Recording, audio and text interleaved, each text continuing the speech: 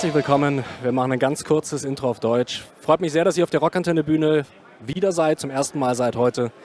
Und ich freue mich wahnsinnig über den nächsten Gast. Man könnte sagen, er ist vielleicht der Lieblingsgitarrist von eurem Lieblingsgitarrist, your guitarist, your favorite guitarist. Testament, Alex Skolnick Trio. Please welcome Alex Skolnick. Danke. Too kind. Bitte. You are here sort of as a guest or on behalf of ESP Guitars. Correct. With whom you've released several signature guitars. Yes. Anyone from ESP around, cover your ears for 1 minute. Aside from the ESP signature stuff, have you seen anything walking around the summit, one guitar, a pedal, an amp that you're particularly interested in that stood out to you? There's so many things to see here. It's overwhelming. As soon as I get a moment, it'll probably be tomorrow. I'm going to bop around and I'm going to see some things.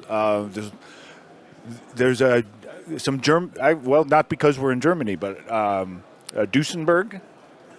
Yeah, really nice. And I just passed by the booth and I liked what I saw. And I don't know if they have a booth here, but Reverend Guitars. I saw my friend Vernon Reed from the band Living Colour. He played with his solo group the other night in New York, and he's got these new Reverend guitars, which are really cool. He actually wants to trade me. So he trade a Reverend for an ESP? Yes, he's been doing a thing where he trades signatures. I guess it started. He ran into Jack White at the airport, and Jack White was a big Living Colour fan growing up and had just done his new signature guitar. So they traded, and I think he's traded once with somebody else, and he was just saying the other night, yeah, we're gonna swap. Like a jersey swap. Exactly. But coming back to ESP, is ESP the right partner for you? You know, it's a funny thing with music products, and I've had this experience over the years where sometimes, not all of them, but some companies are like, in the U.S. we talk about used car salesmen. When they want to sell you a car, and they say, "Oh, you're gonna love this. Wait, if we got the guitar for you." And ESP, never had that attitude. They really listen to the artist and they want to know, what do you want to play? They offered to build me a guitar. I'm sometimes associated with the brand Ibanez because I played them when I was much younger. And I still appreciate them, but at that, I came into that, like brand new. I was a new fish in the music industry, and I think when you connect with a company, definitely has an effect on the relationship. So, I was definitely a new fish. I was a small fish, and by the time I connected with ESP, I had some credibility, and there was just a lot of appreciation there, and they really made me feel at home, worked with me on the instruments, and really just cared about what I wanted in an instrument. They didn't try to sell me what they were working on. I think what's particularly interesting is that your signature guitars kind of have to serve two worlds, like more the high-gain, gritty stuff with Testament, and like the clean, more articulated stuff with the trio, with the jazz you play. How difficult was it for you to build a guitar with ESP that serves both worlds? It wasn't that difficult because I had guitars that I liked that I used as blueprints, and I said, for screaming lead guitar sound, here's a guitar I like. Could we go for something, have elements of this? But also, yeah, it needs to be very resonant. It does, even though they're not hollow body guitars, but they they need to have good acoustics. They need to sound good even not plugged in. And when I play with the trio, I do use the ESP, but only on a few songs. It's usually for like funk or blues. I usually use hollow body guitars for the chord melody stuff. But if I had to do a whole gig on the ESP, I could. And when I do instrumental music outside of the trio, I play with some great musicians like Stuart Hamm, Percy Jones, the former Brand X bass player. So that's like electric jazz rock, I guess, or maybe it's kind of prog. But for music like that, it's electric guitar music that's instrumental. The ESPs just are perfect. I couldn't think of a better guitar. You coming from a background of playing mainly metal and jazz in these two bands, are there skills as a guitar player that are transferable from metal to jazz? And which skills are unique to these genres as a guitar player? Yeah, it's an interesting question. I get asked that a lot. I guess I was kind of a weirdo to because I got so obsessed with jazz guitar first as a hobby, and I just couldn't stop pursuing it. And I didn't have any handbook or any role models. I didn't know of anybody who'd ever done that before. But it just made sense for me. And as I was on that journey, I would look for parallels. What can you take from one and apply to another? There's a lot of differences, for one thing. The timing is very different. The touch is very different. But there's certain techniques like arpeggiation, especially if you do arpeggios sort of inspired by like neoclassical lead guitar playing that you'll hear in metal.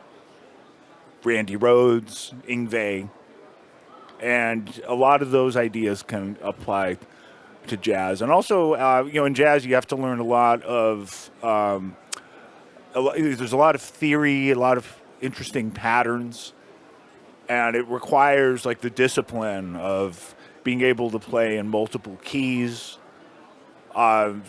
combining different components. So by components, I think like 4-note arpeggios, of different types of pentatonic scales, different types of patterns that don't really fit into one scale. Some of those actually work well with metal. If you take some of these patterns that, maybe it comes from a jazz tune or, it's a certain type, a common component in jazz, and then you play it through a wall of Marshall amps and a loud guitar, you'd be surprised.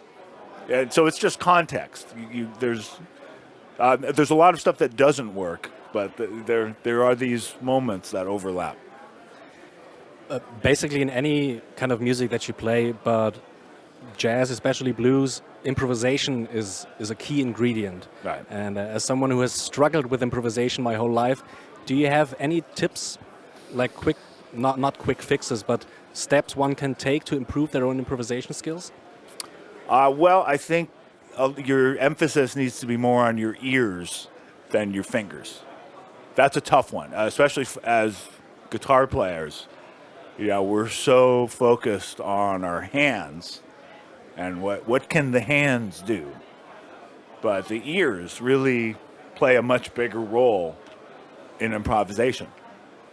And it can be, I know this can be uncomfortable at first, but if you sing some ideas and try to match those ideas with your guitar, it's a great exercise. You don't have to do it publicly. You can hide so nobody hears you and sit with the guitar and just, you're not going to be able to play everything you sing, but find something, and just get in the habit of being able to sing ideas and being able to play them, even if it's really simple ideas. And then the more you do that, the more you get comfortable and you build a stronger connection between your ears and your hands. My bass teacher, I'm a bass player. No bassism allowed right here, okay? We're all equal. My bass teacher always told me that I maybe should have like a small library of licks that I can resort to whenever I hit a dead end in improvisation. Do you recommend that especially for beginners getting into improvisation? Oh yeah, I mean that's a really good idea as well. Have some licks and parts that you know are going to work. And the other word I would add, in addition to improvisation, is variation. Because what is improvisation? It's a lot of it is a variation on a part. So, a good example of very simple example of variation is Smoke on the Water, right? So it's three notes, dum dum dum dum dum, and then da da, an extra note. Then the three notes again, dum dum dum dum dum. Yeah, you could just take that. What if you started with the second pattern, right? So you have the A riff and the B riff. So start with the B riff. Dun dun dun dun dun dun dun. Right? So they're reversing it. That's variation. What about the last part? Dun dun dun dun dun. What if you start with that? 1, 2, 3.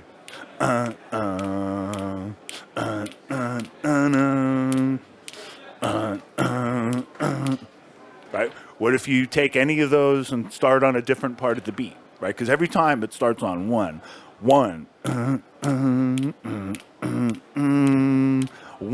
right? What if you start on 2? 1, 2, 3, 4. 1, dun, dun, dun, dun. Right, so you can already hear it. Yeah. I'm just doing that. I'm hearing other ideas in my brain. I'm gonna try to keep that in mind the next time. Yeah, and then the one other word I would throw at you besides variation is composition. Mm-hmm. A big secret of improvisation is composition. Of high-level jazz musicians, full-time jazz players that only do jazz that I've studied with have all admitted that they, as an exercise, they will compose a solo. It doesn't have to be a whole solo. Maybe it's just over one part of a form, but they will do a composition, write it out, and then improvise off that. So part of it is having a foundation to improvise with. It's really hard to just come up with improvisational ideas out of thin air.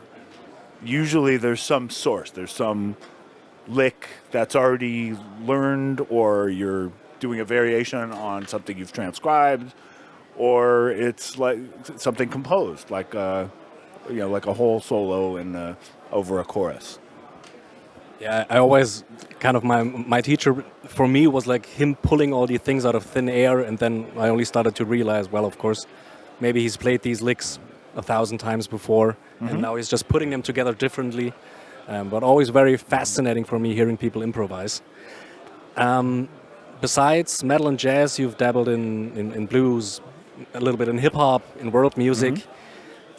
Is there any musical style or genre that you haven't tried that you would like to try? There's a couple genres I kind of stay away from just because, like proper classical music, I love it. I listen to a lot of classical. It sort of takes my brain away from all the other music I work on. But for some reason, the technique that goes with classical guitar, it's this very specific technique. And Yes, if you asked me to play a Bach fugue, okay, I could learn like part of it and pick it. But like the people that do it properly, like the Segovia style, like it fascinates me, and I've never quite gotten into it, and I wouldn't mind at some point. And connected to that is flamenco, like proper flamenco technique. So this is all like right hand techniques that are just Complete insanity. complete insanity and completely with no pick. Yeah. And I do a lot of chord melodies with my trio, and it's some of it's relatable to classical, but I've always got the pick. I might hide the pick and use fingers at some point, but to just lose the pick and only do fingers, whether it's flamenco or classical, it fascinates me, but I'm terrified of it. So we're looking forward to an Alex Skolnick flamenco record. Imitation flamenco. Imitation flamenco. Okay. Record. Well, delivered myself the next keyword. On October 10th, you are releasing a new record Yes. with Testament. Yes. Called Parabellum, which of course means, roughly translates to prepare for war. Yeah. Like politically, philosophically, personally, what does preparing for war in this context mean to you? Or was it just a cool metal name for an album? Well, it sounds metal. It's let's face it. A good title. It's got to sound metal. I think it certainly takes on a different meaning today than had we done this back in 1990 or when we were really young. I mean, there were scary things going on in the world then, but yeah, now it means a lot more. And I think the fact that there's really different types of wars going on now that don't even necessarily involve artillery, right? There's information wars, and that has a big impact on what's going on. And certainly there are philosophical wars. There's a lot of tribalism, especially in the country that I'm from. Things have gotten very tribal. So, it doesn't make a specific point, or it's not a fine-tuned definition. It's open to interpretation. But I certainly think about all those things when I think about the title. Well, what kind of, I think, has a fine-tuned definition is the first single, Infanticide AI, which, if you read the lyrics, you clearly see it's like an indictment on the way that we've approached the whole AI thing in the past years, and not only that, but like a very, very stark warning towards what it's going to be. Was there, like maybe as a band or personally for you, something that happened that like inspired this song? That song, I think the title came actually from Chuck, and it might have come from Eric. I'm not sure, but I know it's just been a topic of conversation among. It's kind of unavoidable. AI is here, and there's good things about it. Where you would have done a Google search, you can talk to AI and get much more information than you could have.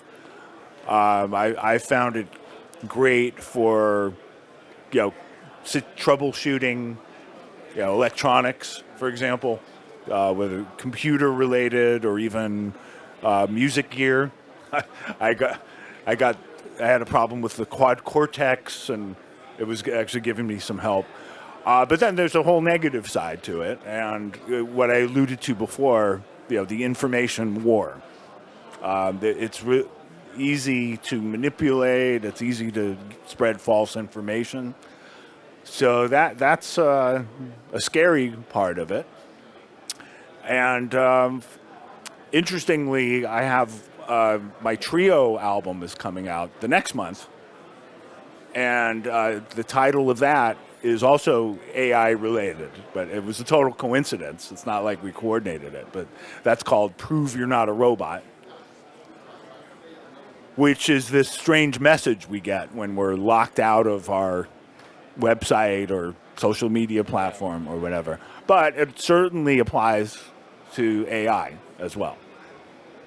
Did you work on the both records in a parallel way, or was it one after another? Because I can imagine it could be hard for some people to work on a metal record while working like on a jazz record. Yeah, the trio record was actually recorded last year, like early in the year, and the writing had started on the metal recording, but the recordings were done at totally different times. So yeah, I would not have been able to focus on both at the same time. Like to do like more than one session in a day where one is jazz and one is metal, that would have been really challenging. Has it happened before that you have like a Testament gig like on Saturday and then like the next week or next day a trio gig? I have situations like that a lot, actually. How do you like mentally switch from one to the other? In fact, next week, the trio album launch in New York is going to be on Tuesday, and the next day I fly to Sacramento to play a festival called Aftershock. Yeah, with Gojira and a lot of big bands, and play with Testament, and then fly back here and start a tour with Obituary. It's kind of crazy. The way I deal with it is, well, for one thing, the gear is very different. I'm plugged into very different sounds, so I never forget which gig I'm doing, and the sounds help dictate how I play and what the music sounds, and also the musicians. You know, the guys in my trio, they're players. They do that type of music. They're not metal artists, and with Testament, those guys play the way they do, and that brings out the sound, and it's also just a different environment, different type of stage, So I'm totally used to it. To me, it's just like putting on a different suit. I wouldn't ask you which is more rewarding, but I would like to know, can you tell or can you say from a personal perspective which gigs are like harder for you, maybe musically, or is it the same? Oh, definitely. When I play with my trio, it's harder because I'm the band leader. So I not only have to play my rhythm guitar and my lead guitar, even though you don't really call it that in jazz, but it's essentially the same. I've got those parts, but I'm also sort of directing and kind of deciding, what happens. I might spontaneously decide there should be a bass solo and point to the bass player and there's always a certain amount of improvisation, but it has to be directed. It has to be controlled. And with a metal show, you go out there and you want it to be like your last show. Basically, you're doing a similar thing. You kind of know the result you're going for.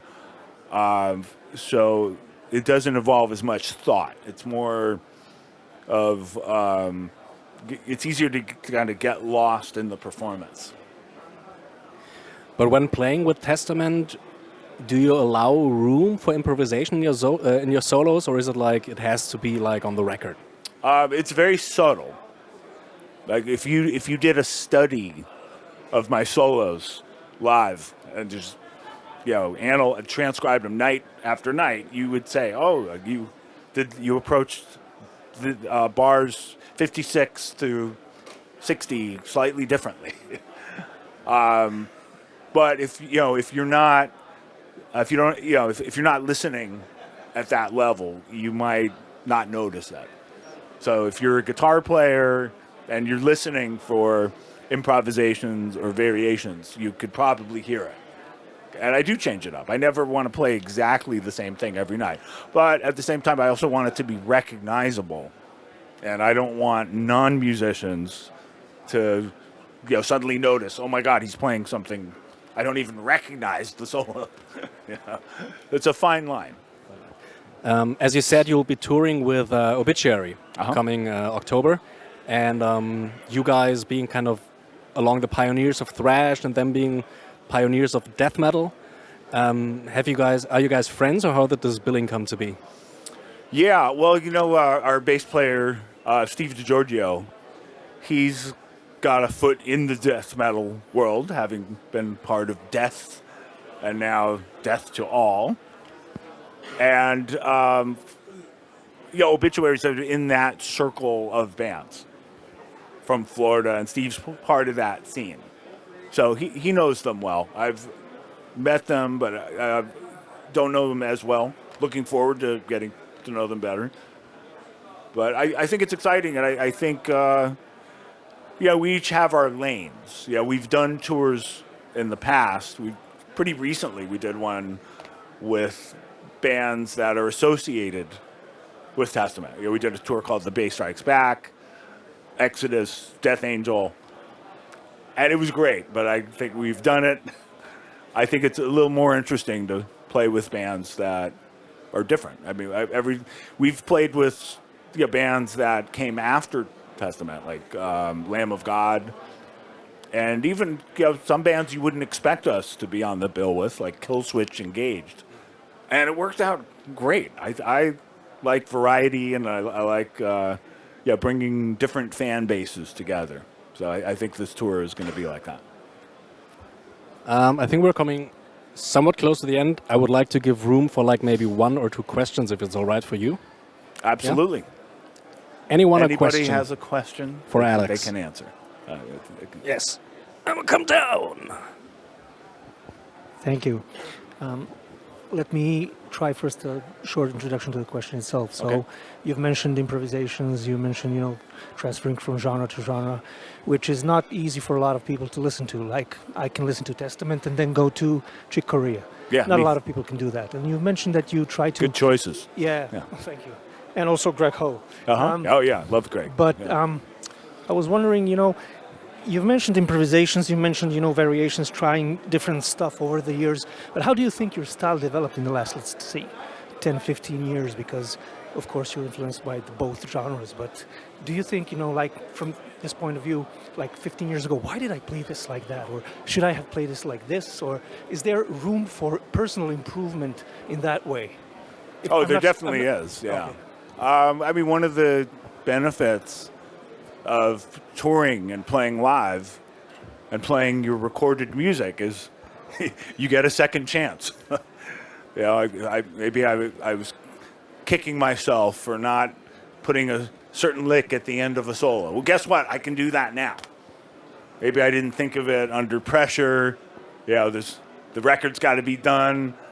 I got to move on to the next solo, but here's a great part, and also I think doing more than one genre it certainly affects the music. It gives me new perspectives on, and the more I improve as a player, the more I look back and I realized I could have approached things differently. But at the same time, you don't want to beat yourself up.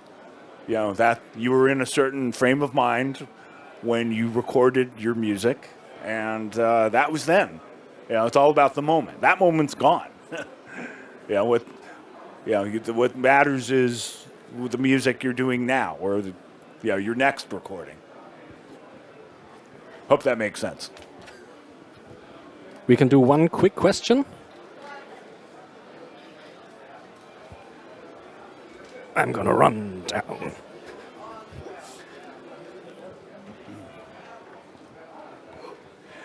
What modern guitar techniques are you into? Are you looking for selective picking and all this modern hybrid picking stuff? What's your approach on this?